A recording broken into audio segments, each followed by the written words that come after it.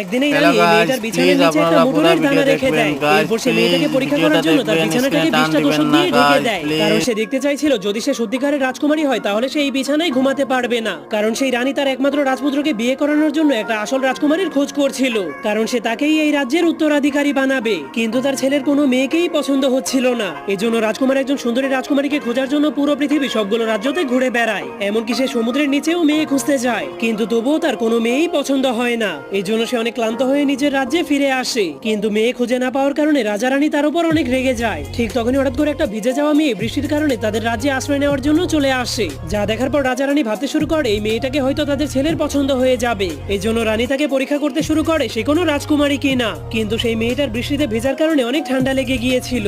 এই জন্য সে সারা রাত ধরে এত উঁচু বিছানাতে ঘুমাতে পারেনি। কিন্তু এসব দেখার পর রানী মনে করে সে সত্যিকারের একজন রাজকুমারী, এই জন্য সে ওই বিছানাতে ঘুমাতে পারেনি, যার কারণে রানী অনেক খুশি হয়ে সেই মেয়েটাকে